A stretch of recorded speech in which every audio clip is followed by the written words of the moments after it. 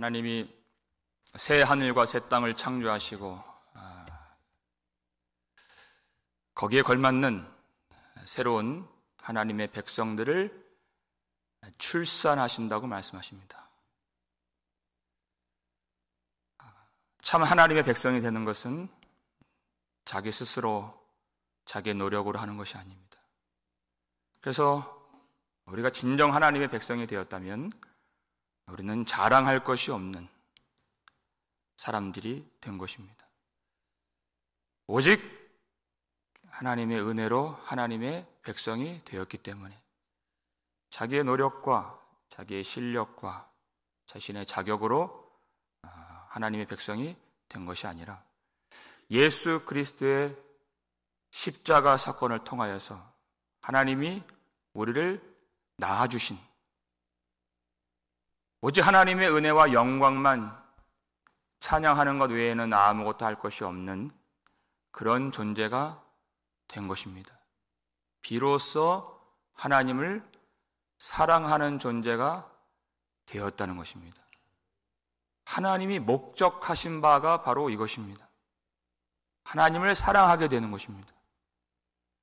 우리가 무엇을 해서 인정을 받고 무엇을 함으로써 하나님을 영화롭게 하는 그것 이전에 하나님이 주려고 하시는 것을 받을 줄 아는 하나님이 우리에게 사랑의 관계가 되기를 원하시고 사랑을 주기를 원하시는 그 목적 때문에 이 세상을 펼치시고 우리를 만드셨는데 비로소 그 사랑을 알고 예수 안에서 그 사랑을 받을 수 있는 자가 된 것입니다. 그 사랑을 받지 않는 자들은 무엇을 받겠느냐 하는 그 이야기를 이 본문이 가르쳐주고 있는 것입니다. 오늘 15절 말씀을 함께 읽겠습니다. 보라, 여호와께서 불에 둘러싸여 강림하시리니 그의 수레들은 회오리 바람 같으리로다.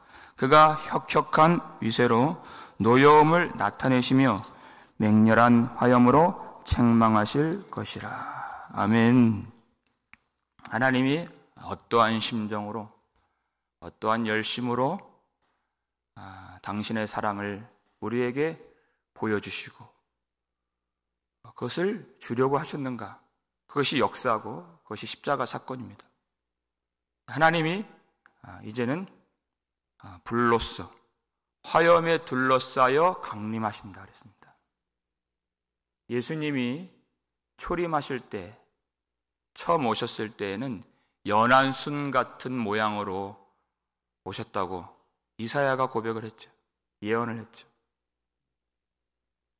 왜냐하면 예수님이 처음 오실 때의 목적은 하나님의 사랑이 무엇인가 그것을 우리에게 알게 하시려고 그 연한 순 같은 어린 양 같은 그런 모습으로 오셨습니다.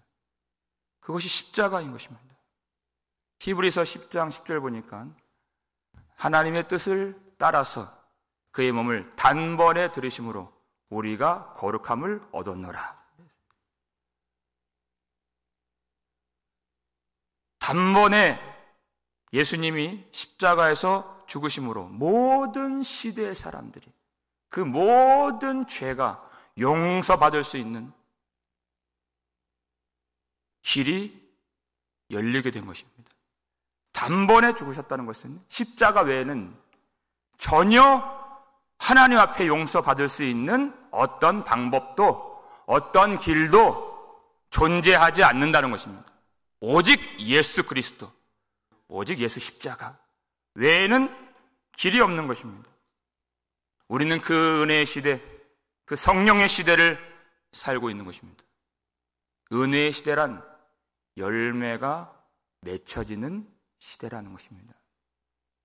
요한복음 12장 24절에 한 알의 밀이 땅에 떨어져 죽지 아니하면 한 알 그대로 있고 죽으면 많은 열매를 맺느니라 그랬습니다.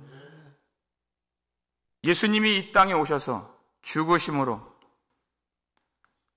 하나님의 백성이 되는 그 많은 열매가 맺혀지기 시작했습니다. 그리고 예수님이 부활 승천하신 다음에 이제 다시 오셔서 그 하나님의 열매, 당신의 열매들을 거두려고 오신다는 것입니다. 성경에는 농부의 비유가 많이 있는데 주인이 추수할 때에는 먼저 열매를 맺지 못한 가라지들, 그 가지들은 다 모아다가 불에 사르고 곡식들은 주인의 곡간에 마지막에 다 드리는 것입니다. 지금 그 이야기를 하고 있는 것입니다. 이제 예수님이 다시 오실 때에는 혁혁한 위세로 주인으로 오시고 왕으로 오시고 의로운 재판장으로 오신다는 것입니다. 재판장이 하는 일이 무엇입니까? 공의롭게 불에 살라질 것은 불에 드리고 곡간에 드릴 것은 곡간에 드리는, 주인은 절대 그 일 하는데 실수하지 않는다는 것입니다. 재판장이 갖고 있는 의미가 무엇인가? 교회가 박해를 받았잖아요. 그 아들이 죽임을 당했잖아요. 이제 재판장이 오실 차례가 된 것입니다. 교회 보고서는 주님이 모든 것을 하나님께 맡기라고 그랬습니다. 그 말은 너희가 보복하지 말라 그 뜻이죠. 왜냐하면 그 일은 하나님의 일이다 그랬습니다.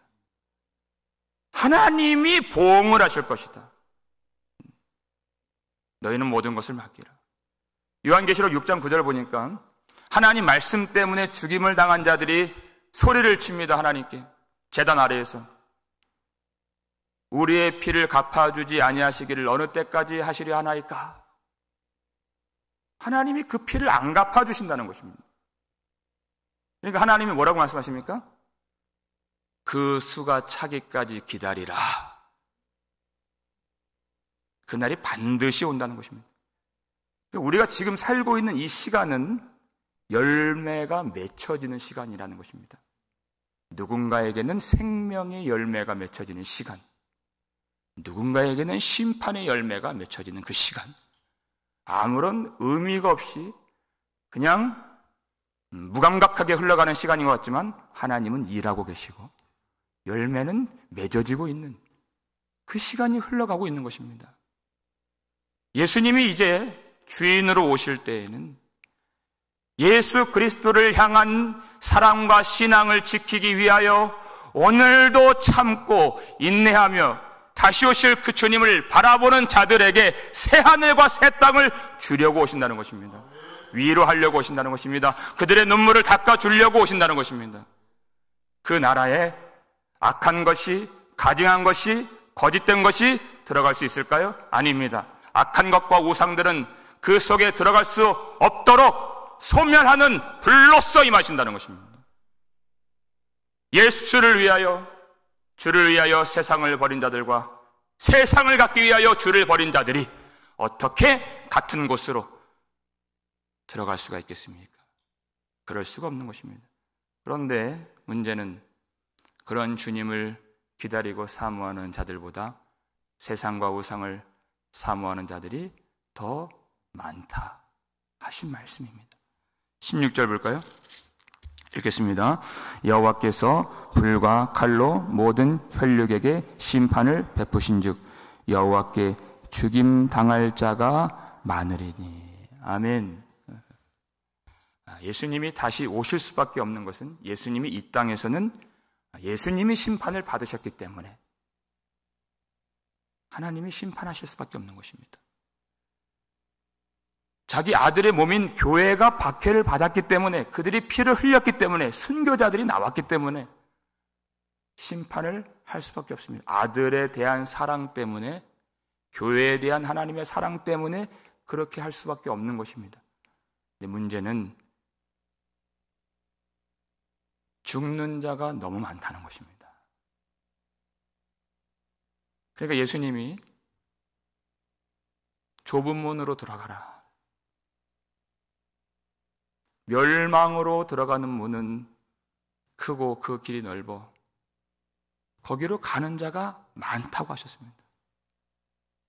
그들이 스스로 멸망의 길로 간다는 것입니다. 수많은 사람들이. 그런데 생명으로 인도하는 문은 좁고 그 길이 협착하여 찾는 자가 적음이라 하셨습니다. 찾지를 않는다.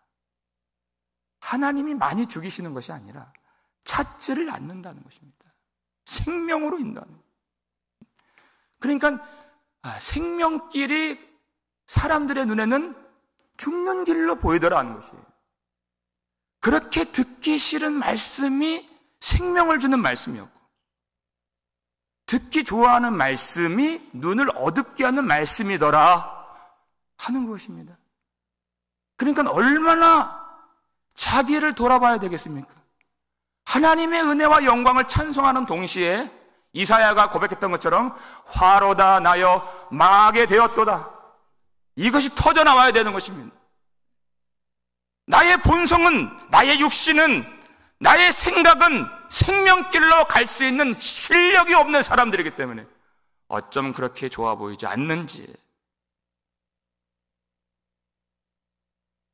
인간이란 하나님을 죽이는 그 순간에도 자기의 의의를 챙기고 자기 죄를 보지 못했던 인간입니다. 그러니까 하나님이 우리에게 회개를 주신다면, 자기 죄를 볼 수 있는 눈을 주신다면 얼마나 큰 선물이겠습니까? 그것보다 큰 선물은 없는 것이에요. 여러분, 심판을 받는 자들이 그냥 인생을 막 사는 사람들만이 심판을 받는 것이 아닙니다. 자기 스스로 깨끗하게 하려는 자들, 예수 없이 깨끗하게 하려고 하는 자들, 그들이 심판을 받는다. 그렇게 말씀하시죠. 마지막 17절 말씀 읽겠습니다. 스스로 거룩하게 구별하며 스스로 정결하게 하고 동산에 들어가서 그 가운데 있는 자를 따라 돼지고기와 가증한 물건과 쥐를 먹는 자가 다 함께 망하리라. 여호와의 말씀이니라. 아멘. 이 17절은 이스라엘 백성들을 향해서 말씀하셨습니다. 이와 비슷한 말씀을 3절에도 주셨고요. 여러 번 주셨죠. 그들은 자기 스스로를 깨끗하게 하려는 자들이었습니다. 거룩하길 원하는, 정결하게 원하는, 그러나 자기 생각대로 거룩하게 하고 자기 방법대로 정결하게 하려고 하는 그런 자들이었습니다. 그들의 문제가 무엇입니까? 자기 노력으로, 자기 방법으로, 자기 생각으로 깨끗하게 하려고 하는 것이 얼마나 자기를 더럽게 하는 것인가, 그거를 몰랐다는 것입니다. 그러면서 자기가 정결한 줄 착각을 했다는 것입니다. 그들의 거룩함은 거짓된 거룩함이었습니다. 여러분, 그 신앙이, 그 거룩함이 진짜인가 거짓인가를 알 수 있는 시금석이 있습니다. 그것이 뭐냐? 그렇기 때문에 예수님이 오시자마자 회개하라, 천국이 가까이 왔느니라 이렇게 말씀하셨어요. 그 회개하라 하신 그 말씀을 들을 때 마음이 부서지는 자들, 마음이 무너지는 자들, 상한 심령으로 그렇습니다 주님, 자복하는 자들, 그 사람들은 진짜 하나님의 백성들인 것입니다. 그런데 거짓된 거룩함을 갖고 있는 자들은 그 회개하라는 말씀을 들을 수가 없습니다. 자존심이 상해서 들을 수가 없습니다. 화가 일어나서 들을 수가 없습니다. 왜냐하면 자기를 믿기 때문입니다. 자기가 노력을 했기 때문입니다. 그건 자기를 신뢰하는 것이에요. 그러니까 믿는다는데 믿지 않는 사람들이 있고, 살았다고 하는데 실상 죽은 자들이 있다는 것입니다. 그러니까 주님의 말씀은 끊임없이 자기를 돌아보라는 것입니다. 하나님이 우리를 보시기 때문에, 어제 말씀에는 하나님이 어머니와 같이 우리를 위로하신다고 했습니다. 우리의 모든 사정, 모든 마음을 속속들이 다 아신다는 것입니다. 여러분, 그것만 아시겠습니까? 하나님은 정말 모든 것을 아십니다. 이스라엘 백성들이 17절 말씀처럼 성전에서 나와서 어느 동산으로 가는지, 어떤 제사장을 따라가는지, 어떤 가증한 예배를 더 기뻐하는지까지도 주님이 정확하게 아신다는 것입니다. 그러니까 나 자신을 내가 볼 줄 알아야죠.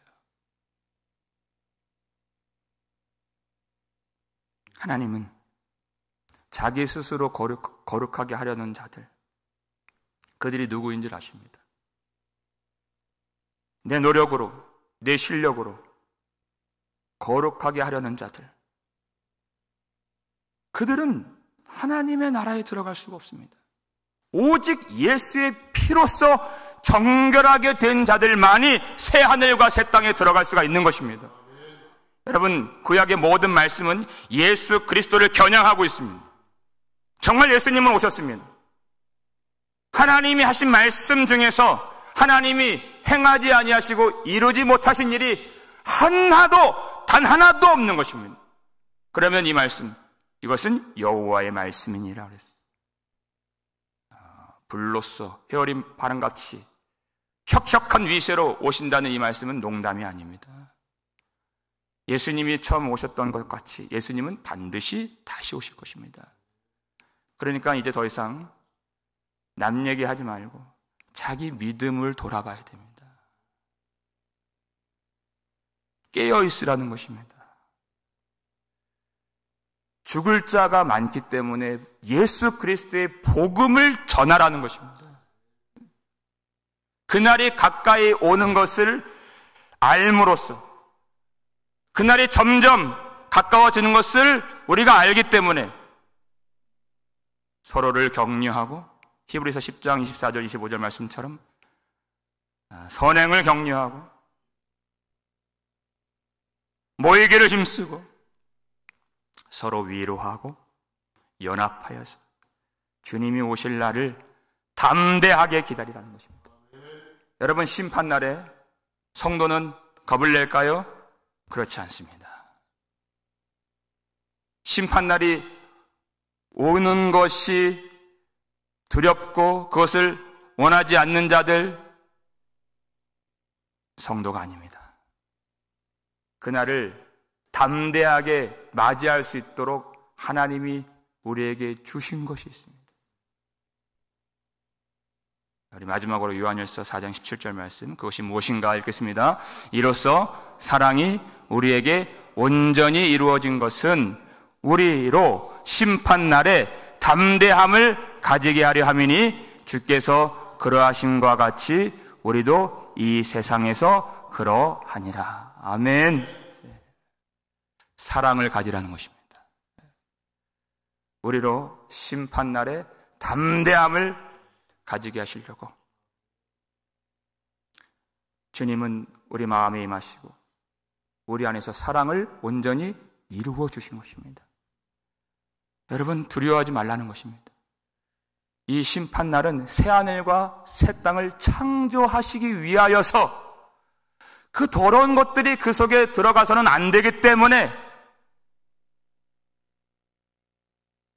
추수하는 이가, 우리의 주인께서, 우리의 왕께서 그렇게 하시는 일입니다. 교회를 위해서 하시는 일입니다.